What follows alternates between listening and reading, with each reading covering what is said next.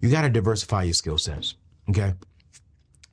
In today's day and time, the world is changing. Having a diverse skill set isn't just an advantage, but it is also a necessity.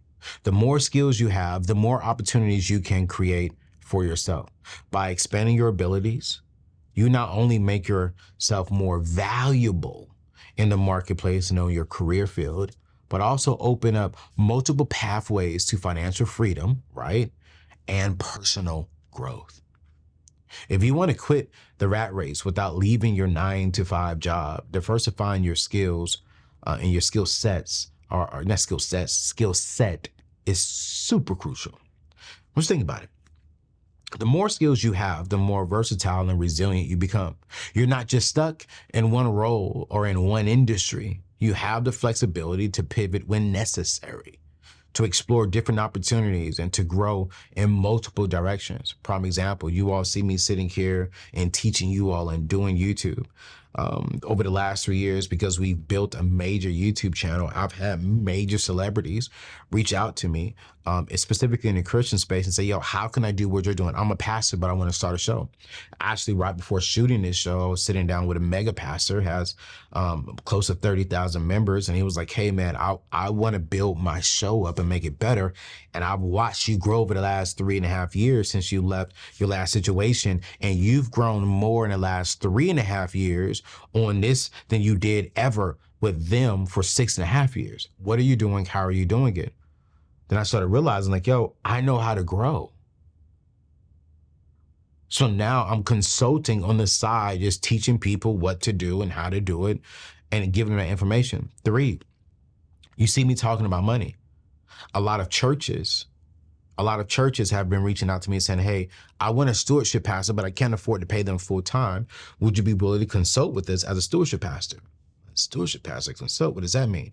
Well, these churches love my ideology and my thoughts on money. So they want me to come in once a quarter, teach a sermon, and host a actual wealth building seminary every Saturday for a quarter, 4 times a year, and teach at least 2 times, 3 times out of the year solely on biblical personal finances. Brilliant. I'm diversifying my skill set.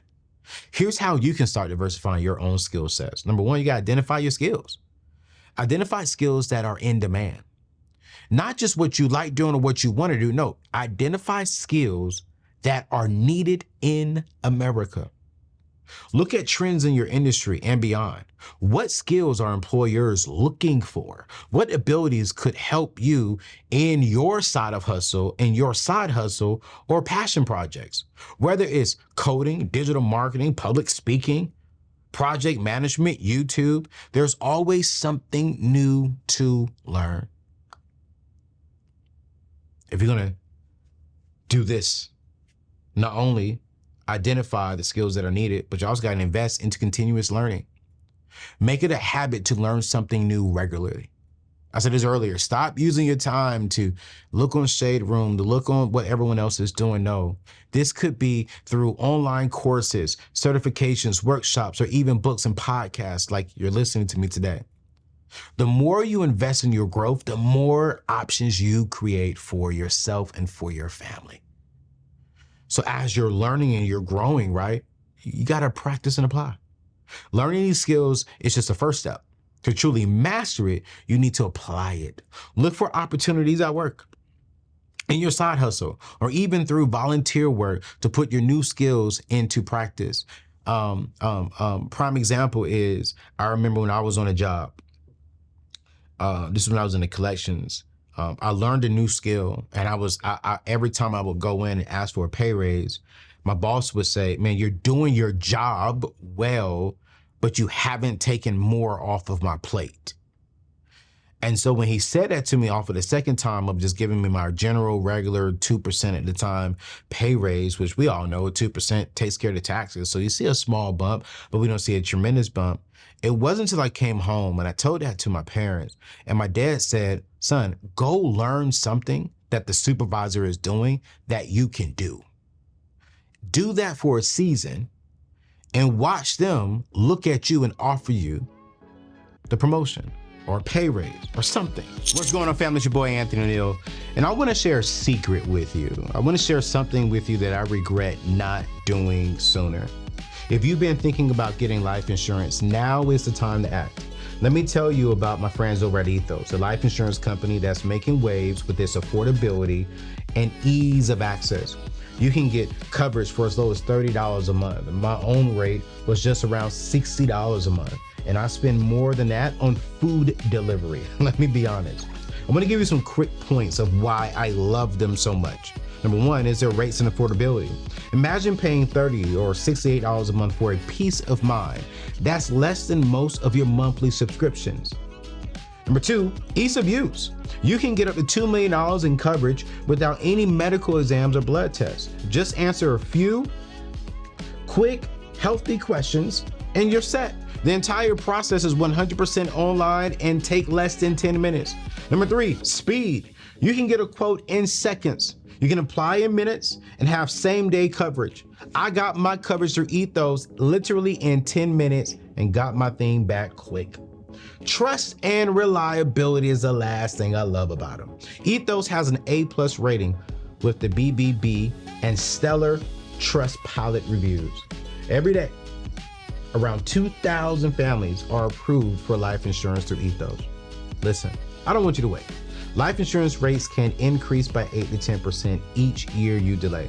I purchased my policy a few years ago, and if I had waited until now, my price would be significantly higher. Lock in your rate right now and secure your family's future. I want you to visit anthonyoneal.com/ethos to get your free life insurance quote. Apply and get coverage in under 10 minutes. Don't procrastinate. Take control of your future today.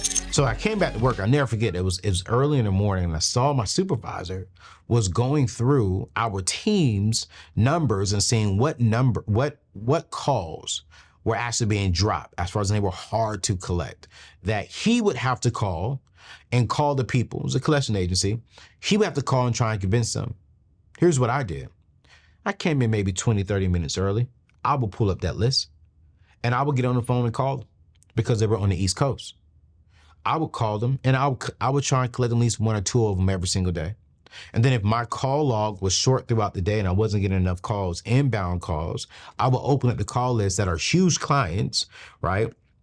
And I would call it. Watch this. How did that help you, Anthony? Well, because every time you open up an account, they tell you the last person who called. So every time my supervisor would open up that account, he would see, man, wow, Anthony called this person. Wow, there's another account Anthony called. And they're not in my call log. They're in his call log, where these are high volumes of people that we would love to collect on because the balances are high. And when I would go ring that bell, I collected money, watch this, on money that wasn't mine. I didn't get a commission check on it. If we collected more, I think the average that we commission we would get was 15% or whatever we collected. If we collected on someone else's that wasn't ours, we got 5%. And then that person got the 10%. And so I would settle for 5% because I saw the ultimate vision. Ooh, oh my gosh. God is bringing all this together. This is not on my notes. The ultimate vision was, I want a pay raise. I want a promotion. I was 19 at the time and I was good at collecting. And I was like, yo, I'm really good at this. So I would come in there and I did that for 4 months. He never asked me. The dude never even said, thank you, Anthony. He just made sure I got my 5%. When they opened up a brand new office in Jacksonville, Florida, I remember the owner of the company calling me up to his office. He had a glass up top. He knocked on the window hard, looked at me and said, I came upstairs, I'm thinking I'm in trouble, but I was like, I can't be in trouble, but I still think I was in trouble. He said, hey man, the last 6 months, man, you've collected over $400,000. You're killing. Out of the $400,000, you only collected $100,000. Wow. $100,000 that's not yours. Wow. I was like, yes, sir, man. Just trying to do my part here and make some extra income. I saw there was a need and I just wanted to help out my supervisor because I think if he could spend his time jumping on a call before someone hangs up with the customer on the phone, he can do that rather than spending his time not helping us. I just wanted to help him out with that. He said, man, I like that. He was like, Anthony, you're 19. In January, I'm opening up a brand new office in Jacksonville, Florida. I'm sending such and such, which was my supervisor, to be the branch manager, but I need 2 supervisors to open. You interested? I said, excuse me? I want to move you to Jacksonville, Florida. I'm going to pay you $80,000. Watch this, y'all. $80,000 in 2003. 2003, 2004. That was real good money. Plus you keep your 15% commission from your team now, not just you. So at 19, 20, about 20 years old, by the time you move, I'm making $100,000 in the 2000s, solely because I gained new skills. I was willing to adapt and adjust, and I created a demand for me. I didn't have to quit my new job, but because I created a new skill set and I applied and I learned it. I learned it and I applied it. It created a demand that Anthony ONeal was open. Now, you all know the story, man. I eventually lost that job about a year and a half later, which I'm grateful that God allowed it to go down that way, because I wouldn't be where I am today, because I'm probably making $250,000 over there right now, and I would be super comfortable, wouldn't even know that this was an option for me. Which leads me to the last thing, that if you're really going to do this, right? If you're really going to do this, you got to get around the right individuals. You have to get around the right individuals and surround yourself with people who think like you and who are focused on growth. You'll not only learn from them, but also open doors of collaborations, mentorships, and new opportunities. I played better golf today because I surrounded myself with people who are way better than me. You see, breaking free from the rat race isn't about quitting your job or making drastic changes overnight. It's about strategically using your time, building independence, aligning your work with your purpose, and constantly growing your skill set. You see, when you marry your vision, date the method, and equip yourself with diverse skills, you create a life where you're in control, not just going through the motions.